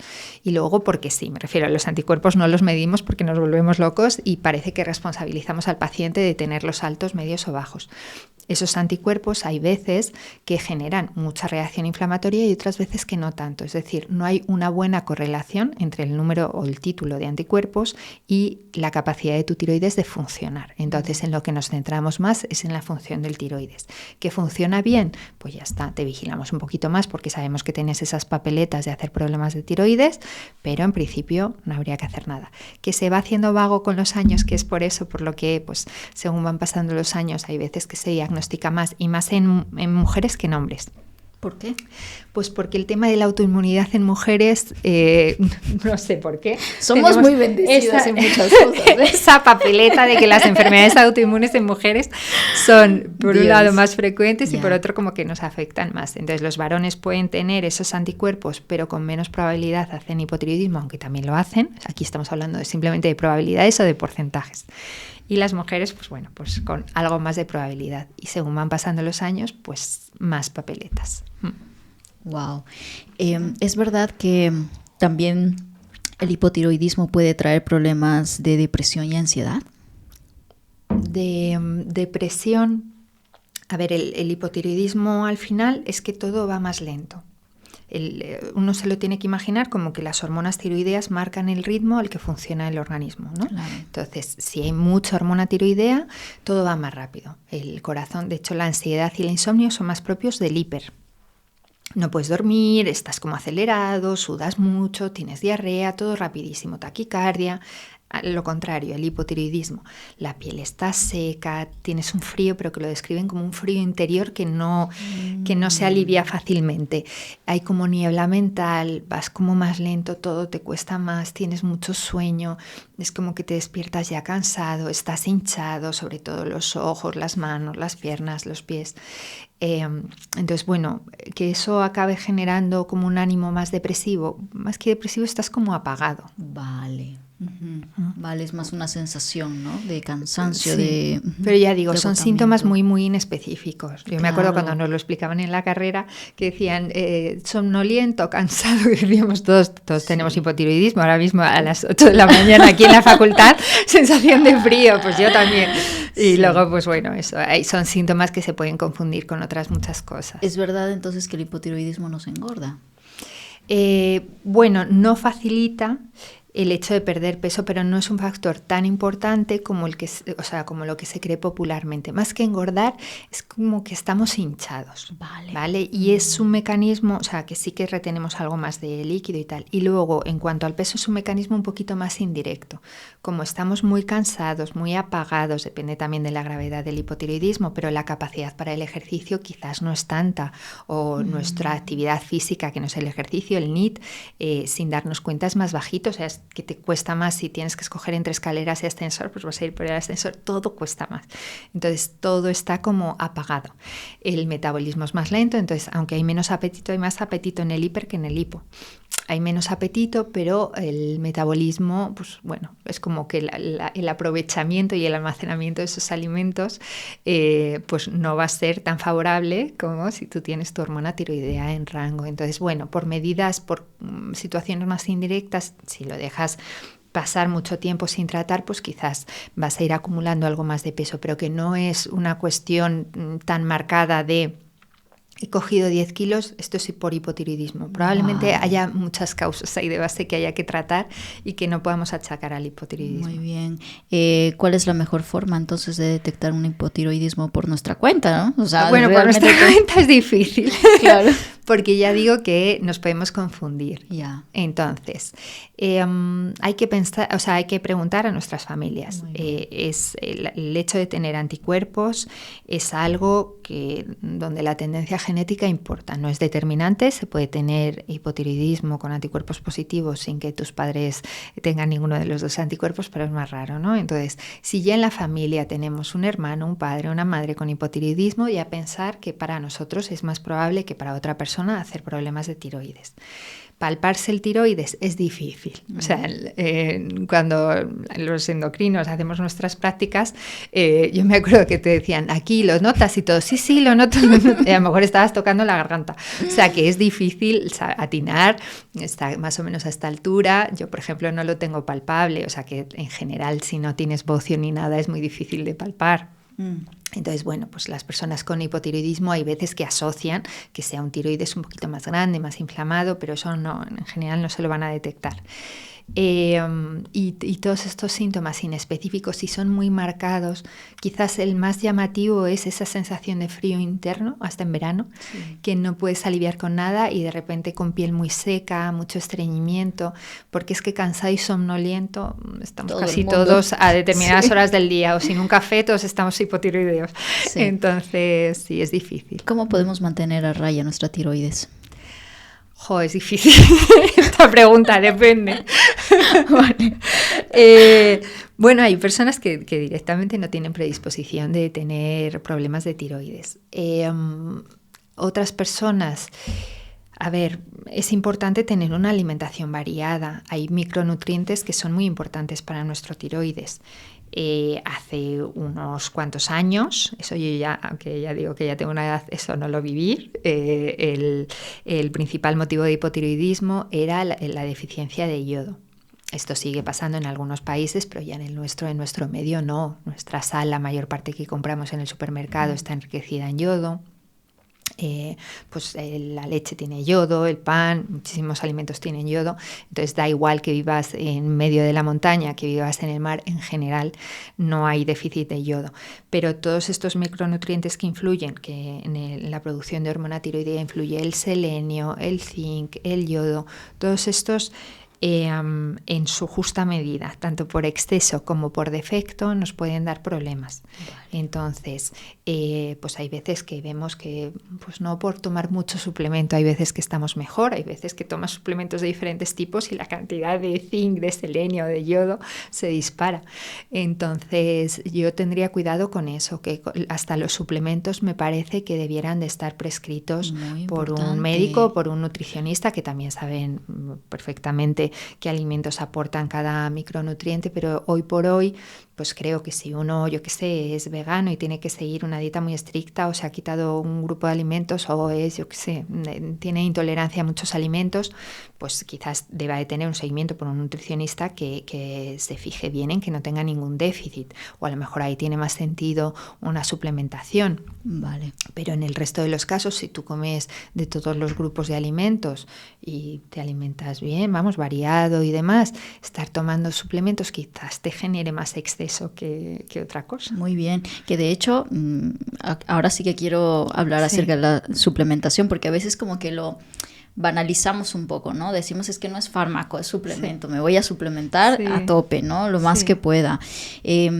Si hablamos específicamente, ¿no?, del sobrepeso, exceso de grasa y demás, ¿existen suplementos que nos ayuden a bajar de peso? Pues mira, esa es otra de las cosas de las que hablo en el libro y voy uno por uno especificando cuáles tienen más base científica y cuáles no.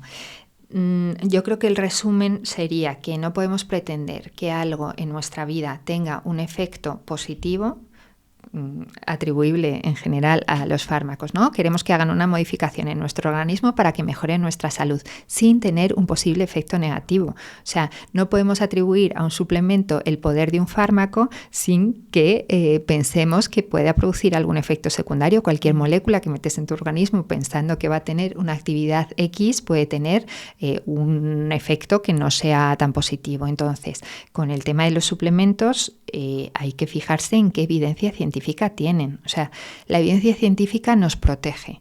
Y yo sé que esto al final genera muchas ampollas y sé que yo ya me he acostumbrado a tener detractores y otros que no los, o sea, y otros que me animan, pero no me importa meterme en temas complejos. Creo que cuando tú sacas o sea, comercializas, tanto tenga una regulación de la FDA o de organismos que regulan los fármacos versus un suplemento que lo está sacando con una indicación que tiene otra regulación, que es la de los alimentos, creo que todo tiene que tener un ensayo clínico donde tú pongas ese suplemento o ese fármaco a X personas y lo compares en las mismas circunstancias, personas similares a que estén sin el fármaco o sin el suplemento o con el de control. Eso es un ensayo clínico. Tienes que demostrar que tu suplemento tiene esos beneficios que dices que tiene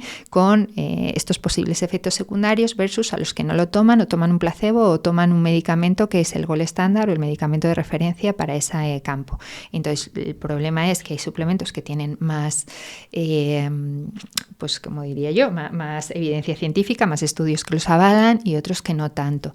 Y tomar suplementos en general, hay veces que me parece indicado, pero yo lo que no haría sería tomar muchas sin saber qué llevan, porque hay veces que veo en consulta unas analíticas con unas vitaminas B12 de 3.000, o sea, que es que son cosas, y luego reviso que me traen una lista de suplementos, de 20 suplementos, y es que de los 20, 10 llevan vitamina B12, o sea, que como esto muchas cosas. Y en el organismo hay micronutrientes que se llaman micronutrientes porque se necesita muy poco, o sea, que el punto está en el equilibrio, ni mucho ni poco. Entonces, en general, con una alimentación equilibrada, pues a lo mejor en nuestro medio nos falta un poquito de vitamina D. Claro, pues vale, o hay pacientes que no toman pescado azul ni fuentes vegetales de omegas, pues a lo mejor toman alguna suplementación de omega, pero hasta eso yo creo que debiera estar regulado. Muy bien. Mucho se habla también de los quemadores de grasa. ¿Realmente son efectivos a la hora de bajar de peso? ¿El resumen? Sí, resumen.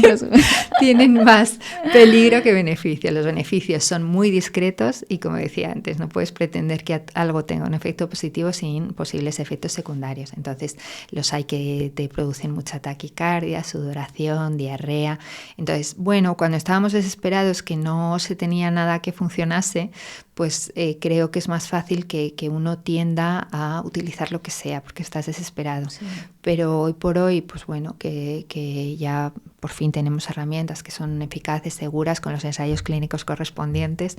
Esto no estamos hablando de negocio, o sea, tanto los suplementos como los fármacos cuestan dinero. Yo no tengo nada que ver, no tengo ningún conflicto de interés ni con unos ni con otros, y no se puede hablar de que los suplementos no sean negocio y los fármacos sí. Pues oye, todos tienen su investigación, sus gastos, todos tienen laboratorios detrás, y ya está. Sin meterme en eso, lo que hay que buscar es qué estudios, qué evidencia científica tienen y qué seguridad y qué efectos positivos y secundarios. Entonces, no hay nada que tenga un efecto muy llamativo y que merezca la pena teniendo en cuenta sus efectos secundarios. Lo que voy desgranando un poco ahí en el libro, pues hablo, la cafeína puede tener sentido en rendimiento deportivo y en determinadas situaciones, la proteína de suero, que no la considero un suplemento, me parece una proteína interesante a la hora de suplementarse, o la creatina. Todo en determinadas circunstancias pues puede tener cierta utilidad. Se ha hablado últimamente de la creatina como un gran suplemento, ahora sí, pero también hay personas que dicen que, cuidado con la creatina porque te inflama, ¿no? ¿Qué tan cierto hay en esto? No es que inflame, o sea, hidrata el músculo. Entonces es verdad que, bueno, pues tiene que estar muy bien prescrito para tu peso. Pues a lo mejor una mujer más 3 gramos, un hombre pues puede llegar a 5, pero en cualquier caso está indicado para deportistas. Se ha empezado a hablar de pacientes con sarcopenia, pero igual faltan aún estudios. Pues pacientes encamados con sarcopenia, incluso se ha empezado a hablar también de a nivel beneficio neurológico, pero bueno, creo que quedan aún estudios por hacer. No es un suplemento que yo, vamos, que haya puesto dentro de los de ni engordar ni adelgazar, ¿verdad? O sea, que es un suplemento que por ahora creo que la mayor evidencia científica la tiene en rendimiento deportivo. Vale, muy bien. Bueno, y aquí mi pregunta tiene que ver con el tema menopausia, ¿no? Que, bueno, este es temón, ¿no? Sí. Hablábamos con otra invitada acerca de la acumulación de grasa en la barriguita, pero me gustaría ver tu punto de vista como endocrinóloga. ¿Por qué sucede esto? O sea, ¿por qué muchas mujeres en menopausia sienten que les aumenta más la pancita? O sea, ¿por qué se va la grasa ahí? A ver, ya digo que esto sí que es muy hormonal. De hecho, hablamos de exceso de peso con una distribución más ginecoide, más ginoide, o sea, más de mujer y más de varón, androide, ¿no? Y entonces, la testosterona hace que los adipocitos que van a almacenar nuestro exceso de energía en forma de grasa sean más los del abdomen, tanto en tejido subcutáneo como, ya digo, visceral y dentro de los órganos. Y en las mujeres tenemos ese mecanismo de protección de los estrógenos que va a dirigir nuestro exceso de energía a tejido subcutáneo a nivel de muslos, glúteos, y cuando ya no tenemos esos estrógenos y nuestra testosterona, nuestros andrógenos suprarrenales se hacen hormonas más predominantes, pues simplemente por el defecto de las otras, empezamos a comportarnos a la hora de almacenar pues como los varones que almacenan más en tripa, ¿no? Entonces se nos va las piernas, pues quizás dejan de almacenar tanto a nivel de glúteos y muslos y empieza a depositarse la grasa más a nivel del abdomen, que es lo que hace que también nuestro riesgo cardiovascular empeore. Claro, porque hay mujeres que sí, evidentemente la mayoría, creo yo, ¿no? Reporta este crecimiento de la grasa abdominal, pero luego hay otras mujeres en menopausia que no. O sea, que se mantienen delgadas siempre. ¿De qué depende? De nuestros genes, de nuestra constitución, de cómo, qué les ocurrió a nuestras madres y nuestras abuelas, y sobre todo el ejercicio también. Hay mujeres que, y hay mujeres que es que pasan menopausias muy dulces, un 20%, sí. Y otras mujeres del 80%, pues que no son tan dulces. Entonces, bueno, pues parece que el número de receptores de estrógenos, donde están estos, cómo es la bajada, si más en picados y más, o sea, más en picados sería, pues por ejemplo, una cirugía donde te quiten los ovarios. Pues esto es mucho más radical y suele dar más síntomas. Es decir, hay menopausias y menopausias. Sí. También la edad a la que tengas la menopausia, las precoces, pues hay veces que tienen más síntomas. ¿Qué es lo que afecta más en la subida de peso en la menopausia? ¿La caída de estrógenos o la insulina? La caída de estrógenos, aunque todo luego va empeorando. como empeora un poquito nuestro metabolismo, tenemos más grasa a nivel visceral y a nivel en general de los órganos y demás, eso a su vez va a hacer que empeore nuestra resistencia a la insulina. En general, tras la menopausia vemos que mujeres que tenían la tensión muy bajita, va subiendo la tensión, va subiendo el colesterol, va subiendo el azúcar. Wow. Pero es secundario, o sea, primero está lo de la redistribución de la grasa. Sí. Ya digo que hay que al final hablar mucho del adipocito, de qué adipocito es, cómo se sabe crecer y dividir, cómo está vascularizado, cómo está inflamado, si está mandando señales de alarma o no, si está depositándose dentro de nuestro hígado o no. O sea, ya no se habla, pues eso, no se habla de peso, se habla cada vez menos de grasa y se habla más de qué tipo de grasa tenemos. Sí, y incluso en la menopausia, bueno, que también se ha hablado de la terapia hormonal, ¿no? Que aquí como una opción viable para controlar todos estos sintomatologías que estamos comentando ahora. ¿Realmente la terapia hormonal puede ayudar a controlar el peso durante la menopausia? ¿Es un mito o es verdad? A ver, no sería una causa de poner terapia hormonal.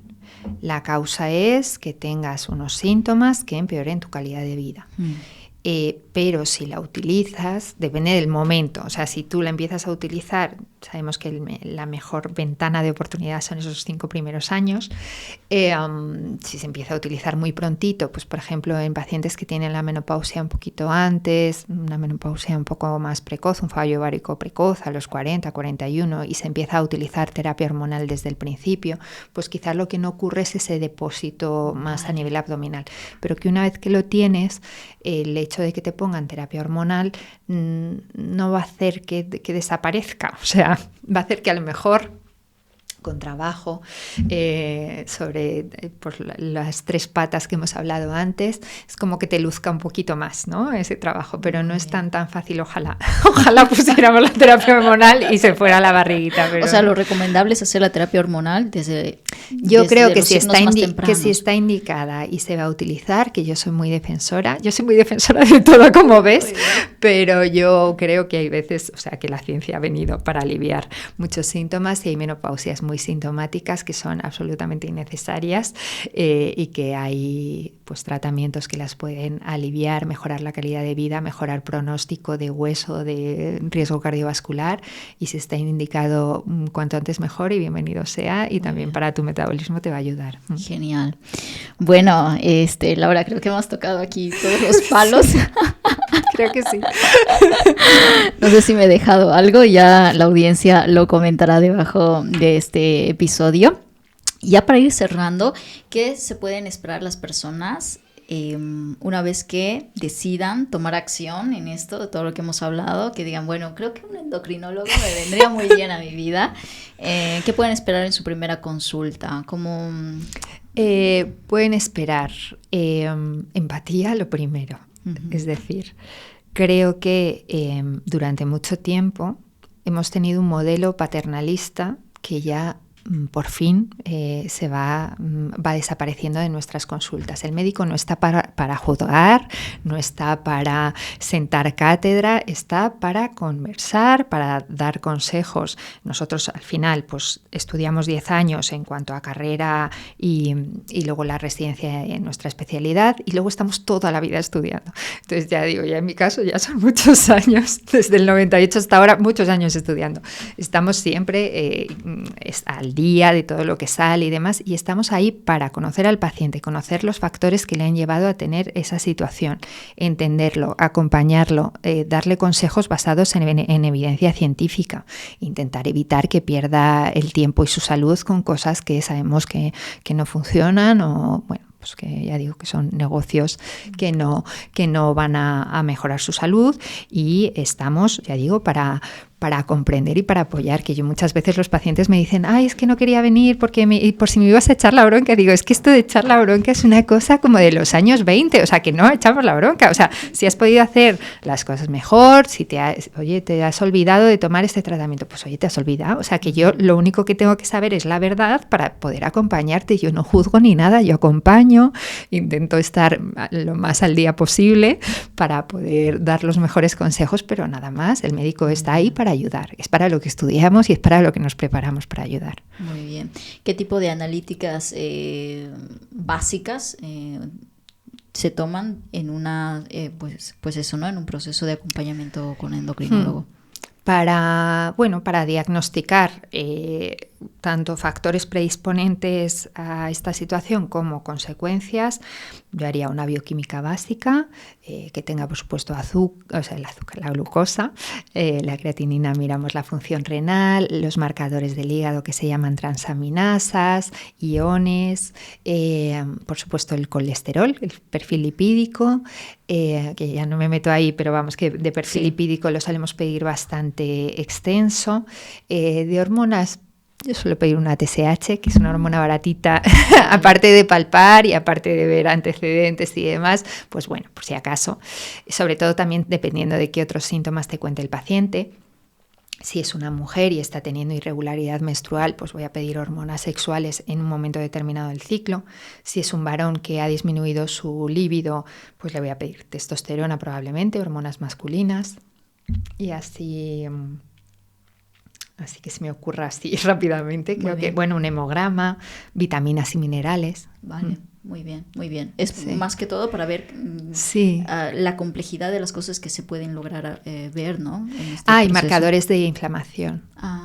Que ahora solemos pedir PCR ultrasensible, que nos da una idea también, si vemos que ahí hay mucha grasa visceral, de hasta qué punto está eso inflamado, ¿no? Muy bien. Bueno, Laura, ha sido un placer tenerte en este espacio. Muchísimas gracias por compartirnos todo tu saber y todo entregado también con amor, que se nota que lo haces así.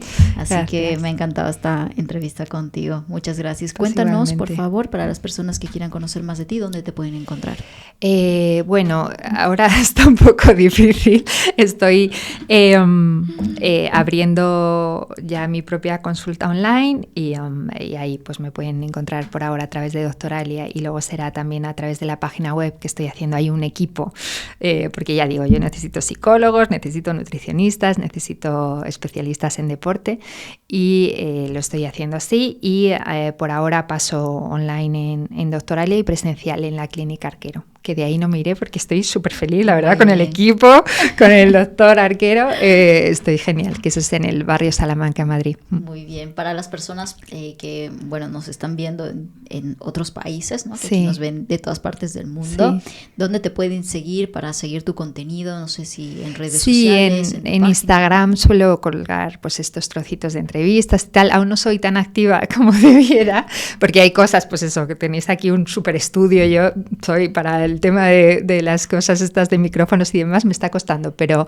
sí me gusta divulgar, porque me parece que ahí puede ayudar a mucha gente. Entonces 100%. Creo que en Instagram es de Real Laura Bartolomé.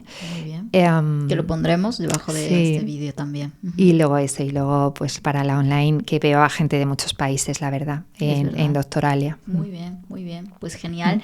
Pues muchísimas gracias, Laura. De verdad, igualmente. Un placer haberte conocido. Y bueno, para todos los que se han quedado hasta el final, cuéntanos tus comentarios debajo de este vídeo, cuál ha sido tu mayor aprendizaje, con qué de todo lo que hemos conversado has resonado más, y con eso nos vemos en un próximo episodio. Y ya sabes que hagas lo que hagas, siempre hazlo a lo grande. Nos vemos en la próxima. Adiós. Pues muy bien.